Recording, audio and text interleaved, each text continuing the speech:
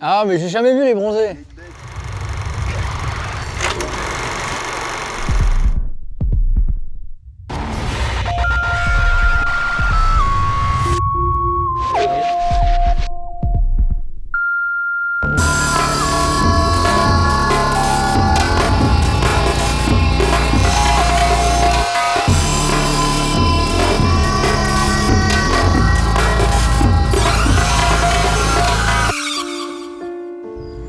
Bonjour mesdames et messieurs, ça va?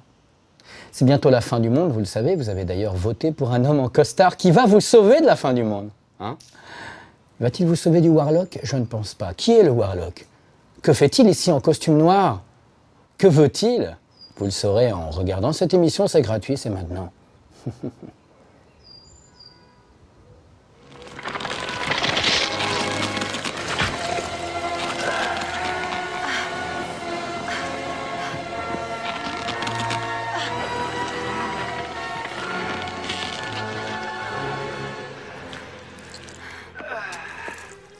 Don't you want to give your boy a kiss, mother?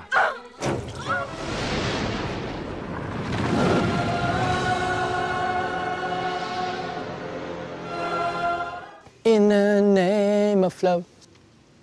Alors il y a quand même un mec qui est passé en t-shirt orange et qui nous a demandé la tombe de Jim Morrison.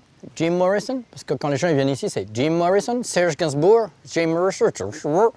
On s'en fout, ils sont morts. Alors, je vous ai choisi Warlock 2. Alors oui, je vous ai choisi Warlock 2, The Armageddon. Je vais vous raconter un petit peu l'histoire de tout ça. J'ai l'impression que le 4 heures, là, il filme mes couilles. Non? C'est bon? Je voulais un film infernal, un film horrible, un film de diable. Pourquoi? Parce qu'en ce moment, nous tous, on est en train de sortir Distorsion Infernale 4e volume de la revue Distorsion. C'est en précommande, c'est génial, ça parle de l'enfer, je vous en parlerai tout à l'heure. Donc il fallait un film qui parle du démon, comme ça. Alors au départ, je voulais vous parler d'Hellraiser 3. Je me suis dit, Hellraiser 3, c'est cool, j'ai un souvenir, c'est bien marrant, c'est Anthony Cox, c'est bien bis, bien rigolo. Puis je l'ai revu. Puis c'est des films comme ça qu'on revoit, petite Madeleine de Proust, on se dit, ouais, ça va être un petit souvenir, et puis tu fais, ah en fait non, en fait c'est quand même un peu de la merde. Alors c'est pas de la merde, hein, mais c'est vraiment trop bis. Alors je me suis dit, bon, on va chercher un autre Anthony Cox. Donc Warlock 2, j'ai un très très bon souvenir de Warlock 2 aussi. Puis je l'ai revu, puis j'ai fait, il va quand même falloir parler d'un truc, donc je vais leur parler de Warlock 2. Voilà, je vous préviens tout de suite, on n'est pas dans le niveau d'Hypertension 2, ou Predator 2, ou tous ces films-là, ou The Entity, tout ça. On n'est pas dans ce genre de film, c'est pas un chef-d'œuvre, mais c'est un bon petit bis rigolo, notamment parce qu'Anthony Cox, il y a un truc qu'il aime bien, c'est qu'il aime bien les punchlines, voilà. Alors quand c'est Hellraiser 3 et que Pinhead il dit oui, non, je ne suis pas... L'autre il fait Jesus Christ, not quite. C'est bon mec, hey, t'es pas Freddy Krueger, t'es quand même un mec qui vient des enfers, donc t'es censé faire flipper, c'est Clive Barker les gars. Par contre dans Warlock 2, quand c'est Julian Sands, hyper classos avec son truc Hugo Boss j'espère, hein, le couturier des nazis, c'est marrant quand il sort des petites vannes comme ça. Regardez, il y a toutes mes filles, je les ai eues avec 40 femmes différentes, regardez, regardez. Vous pouvez les filmer ces filles, vite. Et ce qui est quand même génial, et ça personne ne le sait, c'est que parmi toutes ces filles, peut-être que l'une d'entre elles deviendra une actrice de cul. Et alors la question de ce jour, c'est laquelle? Je vous en prie. Voilà. Casting John Beirout, première. Bonjour. Bonjour. Bonjour. Bonjour. Bonjour. Ah, c'est fille. Bonjour.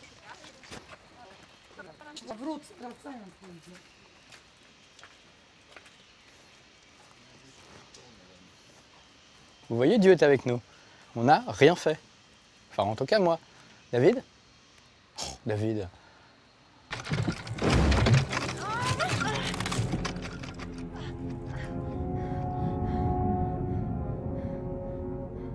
Let me in, mother. Let me in. Fuck you!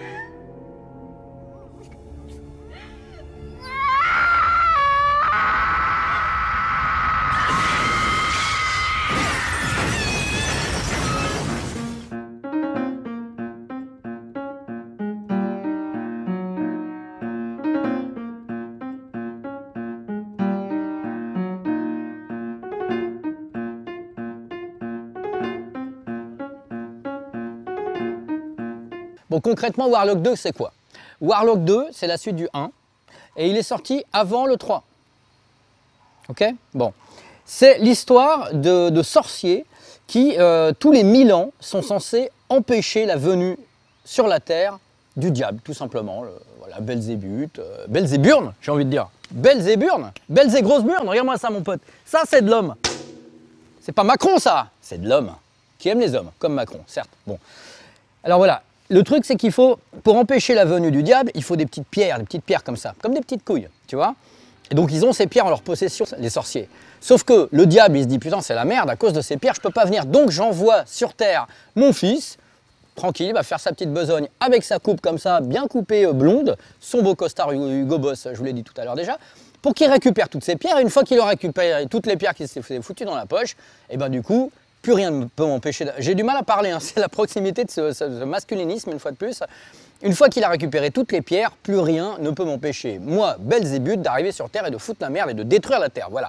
Donc le fils du diable, c'est Julian Sands, c'est le Warlock, voilà, qui arrive et qui est là, très classos comme ça, et qui va chercher une petite pierre, tantôt dans une galerie d'art, tantôt sur le cou d'une mannequin pendant un défilé de mode, et à chaque fois, évidemment, s'amuser à détruire la personne qui la possède de manière un peu drôle. Donc je vous l'ai dit, Anthony Cox, il aime bien les vannes, donc il aime bien le côté punchline à la Freddy Krueger, puisque finalement, comme dans Hellraiser 3, il y a un petit côté Freddy quand même. On a cette espèce de boogeyman ici, donc... Oh putain, je m'étouffe alors que j'ai rien bu, c'est ça qui est bizarre. Alors que Xavier qui est là, Xavier il est sous, parce qu'il a fait une fête hier soir. Ça ressemble à quoi ça? Ça ressemble à quoi franchement? On dirait un Men in Black mais version Saint-Tropez quoi, en 1986.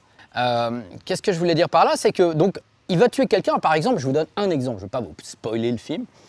Julian Sands, je vous dirai tout à l'heure qui c'est en plus, sa carrière et tout, il arrive chez un collectionneur d'art, il lui fait comprendre qu'il a une petite pierre donc qui l'intéresse, le mec veut lui vendre, et l'autre il dit mais je ne veux pas vous l'acheter, en gros l'argent c'est pas...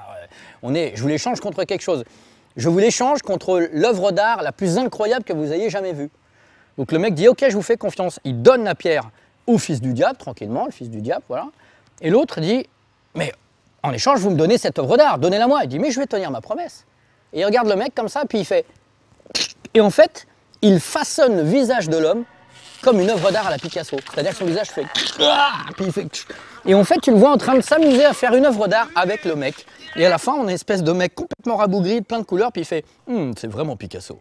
Voilà, c'est ce genre de truc, Warlock. Il aime bien l'humour. Il en a beaucoup plus que dans le premier, qui est vachement moins marrant quand même, hein, Warlock 1. Puisque quand il y a moins d'humour, ben, c'est moins marrant. Very bad.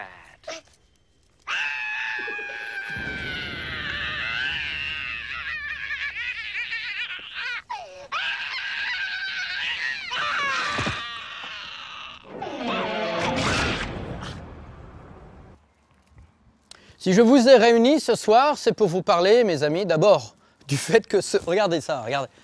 Ils sont contents, ils mettent des sabres, ils mettent un casque de soldat, hein, parce que c'est tellement bien la guerre. Ça me fait penser à la chanson de Renaud, La Médaille. Voilà, je vous en dirai pas plus. La Médaille est une chanson très violente sur la statue du maréchal de France. Je la dédie à tous les gens qui trouvent que la guerre, c'est cool. Et il y en a plein. Et il y en a plein, à commencer par ce cadreur, que je ne regarde même plus. Voilà. D'ailleurs, je vais lui jeter ça dans la gueule. Non. Alors, l'histoire, c'est quoi? C'est que Julian Sands est un bon acteur, voilà, c'est un bon acteur, très délicat, il fait un peu shakespearien, ce mec-là, il est toujours, il a le buste comme ça, c'est pas pour rien qu'ils l'ont choisi pour interpréter le fils du diable, parce qu'il fallait pas un mec qui arrive genre, hey, je suis le fils du diable, quoique ça serait marrant. Finalement, c'est un peu cliché aussi de prendre un diable un peu classos, mais ça passe, c'est un anglais, donc il se tient vachement comme ça, il est toujours très distingué. Ce que je voulais dire par là, c'est que Julian Sands, vous l'avez vu dans plein d'autres trucs, Arachnophobia, pas un film hyper mémorable, mais rigolo. Vous l'avez vu aussi dans le tout pourri, mais tout pourri, Fantôme de l'Opéra de Dario Argento. Adaptation du Gaston Leroux par Argento. C'est nul, c'est tellement de la merde. Je veux dire, Julian Sands a dû se dire wow, super, je suis dans un Argento. Et en sortant du tournage, il a dit putain, merde, je suis dans un Argento. Quoi. Voilà. Je suis sur un podium pour faire un discours et justement, ce sont des Allemands qui passent. C'est très cool, hein? Ils sont attirés par les gens qui ont peut-être du charisme et des moustaches. Voilà.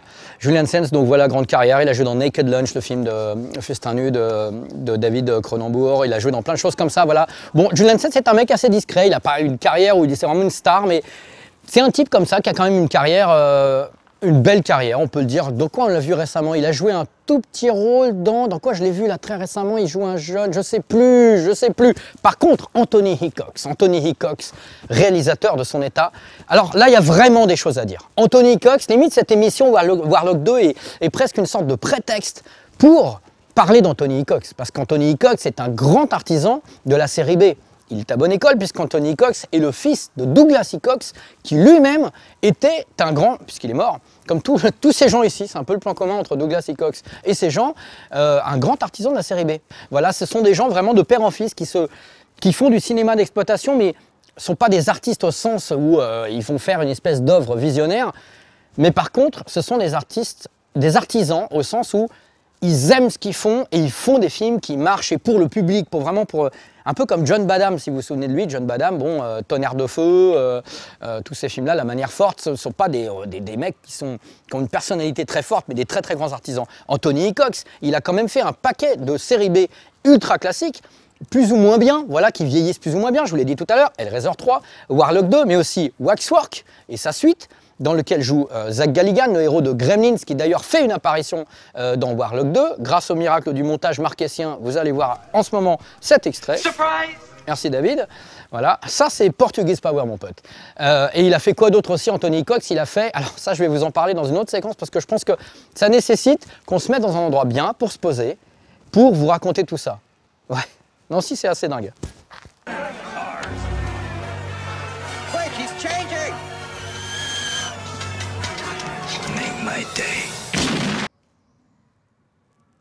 Le repos réparateur d'une éternité.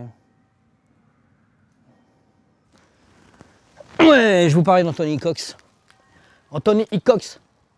C'est l'heure de ma mort, vous entendez ce clocher? Je me dépêche. Au 12e coup, il sera trop tard pour vous expliquer ce qu'il m'avait expliqué lui-même. Parce que figurez-vous que j'ai rencontré Anthony Hickox. Alors je le dis parce que je suis content, que j'aimais bien ce mec-là. C'était sur un yacht à Cannes. Enfin, et c'est vrai, en plus, il était là pour parler d'un film qui, je ne sais même pas s'il l'a fait d'ailleurs après, mais en tout cas, du coup, on a eu l'occasion de parler de toute sa filmo, Warlock 2, etc., etc., mais surtout son travail. Voilà, je vais quand même amener les faits. Son travail avec Steven Seagal. Alors c'est intéressant parce qu'il a fait un film qui s'appelle Piège en eau profonde. Voilà, si vous vous souvenez, ça s'appelle Submerged. Alors cette histoire, bon, elle a déjà été racontée, mais je pense qu'elle vaut quand même son pesant de cacahuètes parce qu'il y a des gens qui ne la connaissent pas. Alors, il était marrant, Hickox, parce qu'il disait, ouais, alors, on voyait qu'il n'avait pas envie d'en parler tout de suite de Steven Seagal, mais en même temps, ça le faisait rigoler. Donc c'est un Anglais, Hickox. Ils ont ce côté très second degré, très ironie. Et donc il a dit, bah, écoutez, le tournage, c'est pas compliqué, c'était l'enfer, une fois de plus, absolu. En fait, il a signé avec ce film, pour réaliser ce film, avec Steven Seagal.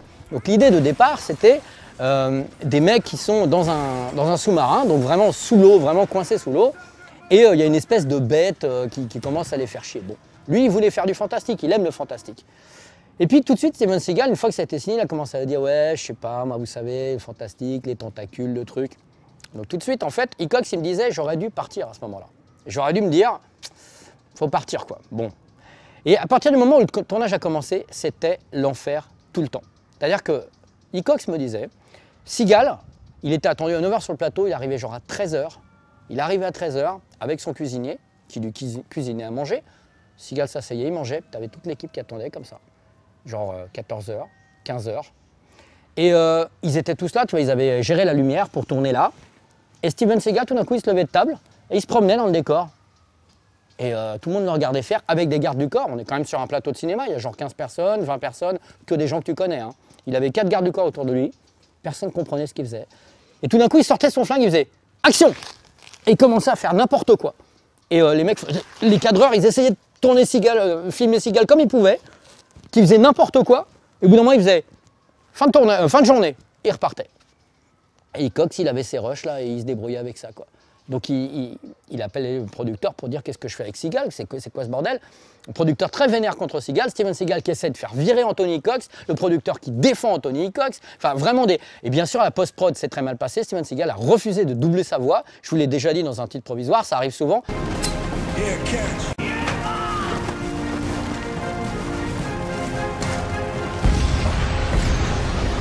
Un autre mec qui joue dans ce film-là, c'est Gary Daniels, qui est un artiste martial avant d'être un acteur, surtout artiste martial, donc champion, je crois, de full contact ou d'un truc comme ça, kickboxing. Et je lui ai posé la même question. Je lui ai dit, alors, Steven Seagal? Et alors lui, pareil, mais beaucoup plus diplomate, il m'a dit, écoutez, je pense que quand on n'a rien à dire de positif sur quelque chose, il vaut mieux rien dire. Donc ce sont les deux échos que j'ai eus de cet excellent tournage de Piège en eau profonde, que je vous engage à regarder, ne serait-ce que pour l'absurdité de ce personnage qui est là sans être là à l'écran, de ce film qui aurait dû être ça mais qui est devenu autre chose. Bon, voilà. Anthony Cox, toujours avec ce recul très marrant, me parlait de ce tournage. Il a tourné aussi avec Dolph Lundgren, il a tourné avec plein de gens. Voilà, c'est un vrai artisan de la série B. Beaucoup de respect pour Anthony Cox, qui est fidèle à la lignée de son papa et qui est vraiment, pour être un petit peu, pour parler comme Emmanuel Macron, il ne pète pas plus haut que son cul.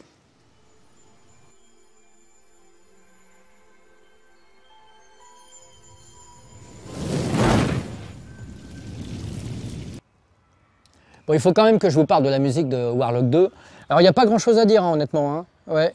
Le générique de début, c'est sympa, c'est des espèces de voix qui font genre Allez, un petit peu comme l'autre qui fait Satanas, Belzébuth. Voilà, c'est un petit peu comme ça. Bon, hein, il n'y a pas de quoi fouetter un chat. Déjà, est-ce qu'il y a des trucs qui permettent de fouetter des chats? Vous avez déjà fouetté des chats, franchement? Moi, ça me fait délirer. Les mecs sont là. Elle est bien la musique, hein? Par contre, le générique de fin, mec. Alors ça, c'est marrant parce que Anthony Cox, il n'est pas particulièrement fan de hard rock. Et pourtant, Hellraiser 3, générique de fin, Motorhead. Chanson Hellraiser, écrite par Ozzy Osbourne. Oui, il y a un trou là. C'est normal, non? Écrite par Ozzy Osbourne et Lemmy Kilmister. Donc vous avez cette chanson Hellraiser qui figure sur l'album Bastards, je crois, de Motorhead et sur l'album No More Tears de Ozzy Osbourne, chantée une fois par Ozzy, une fois par Lemmy. Donc la version du générique de fin de Hellraiser 3, c'est Motorhead. Voilà. Et le générique de fin de Warlock 2, bah, figurez-vous que c'est Nuclear Assault. Alors pour un mec qui n'aime pas le hard rock, je trouve ça assez curieux. Ou alors, tout simplement parce qu'Anthony Cox a compris que le hard rock, le métal, on en a souvent parlé maintes et maintes fois, marche main dans la main avec le film d'horreur. C'est-à-dire que c'est vraiment la musique un petit peu de l'extrême, c'est vraiment le film d'horreur sonore, quoi. Donc, Nuclear Assault, Something Wicked This Way Comes. Et le générique de fin de Warlock 2 est franchement, ça défonce. Ça défonce, il y a une espèce de plan comme ça en accéléré sur un livre sacré, je sais plus quoi, des pierres. Ça défonce. Un petit extrait comme ça, je vous mets un petit extrait et la pochette de l'album qui vaut son pesant de cacahuètes. Vous allez voir, petit côté Achille Zavata meets Killer Clowns from Outer Space.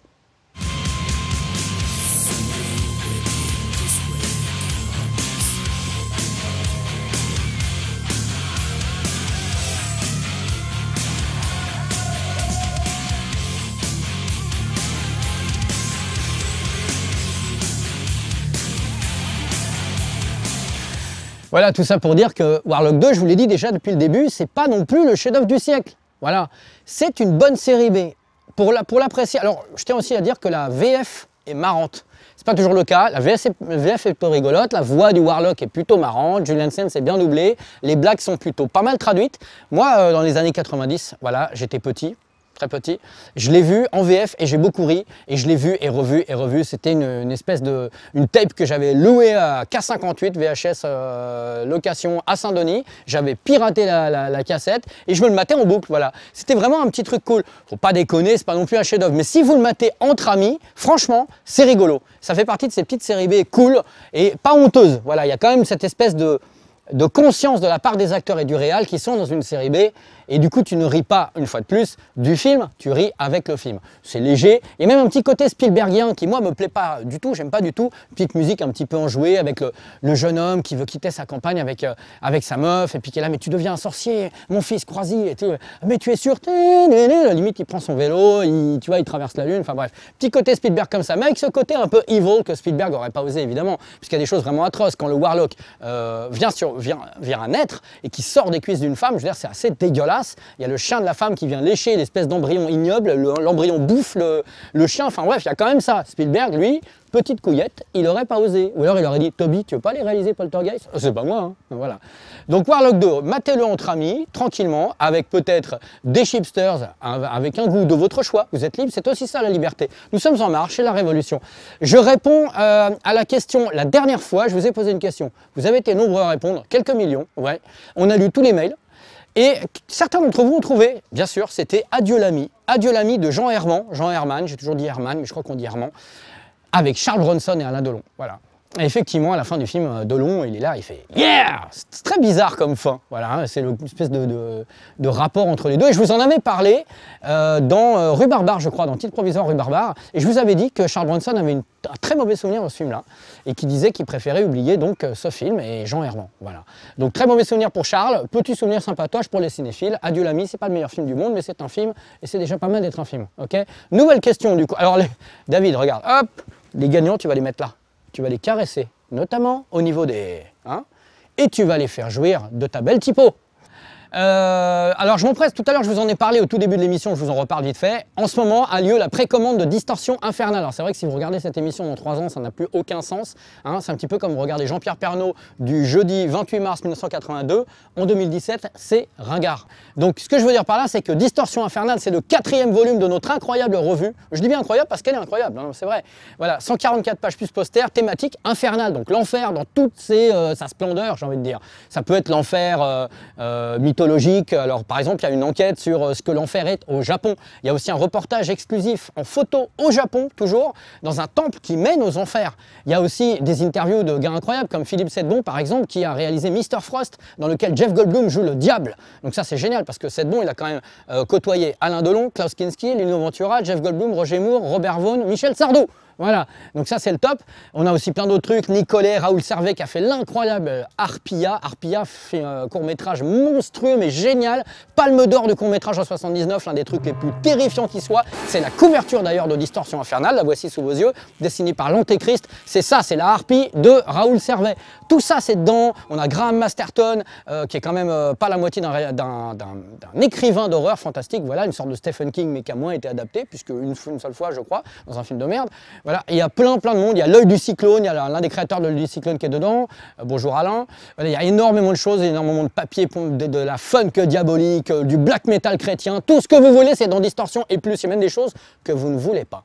Voilà, donc tout ça pour dire qu'il va falloir le précommander, c'est obligé, c'est maintenant sinon je vous botte le fionze. La nouvelle question, si vous écoutez le podcast qu'on fait avec Distorsion qui s'appelle Distor Radio, vous connaissez déjà la réponse. Le dernier podcast en date, il fait 4h26. Bon courage. La question, c'est dans un film de fin 70, faut pas non plus trop dire, un acteur qui a été amené dans les années 80 à interpréter l'un des plus grands personnages de vampires des films fantastiques des années 80. Voilà, joue un violeur. Il joue un violeur qui en plus est acquitté. Donc du coup, il y a un gros problème parce que la femme qui a été violée, elle est traumatisée par tout ça. La femme qui a été violée est interprétée par une fille qui est l'héritière, la descendante d'un grand homme de la littérature mondiale. Sa propre sœur joue sa propre sœur dans le film. Qu'est-ce que c'est que ce film? Et en plus, la musique du film est signée par un Français. Et là, totalement inattendu parce que la musique est glauquissime. Qu'est-ce que c'est que ce film? Qu'est-ce que c'est que ce film? Tu sais pas? Eh bien, comme dirait Vianney, puisque tu ne sais pas, je m'en vais.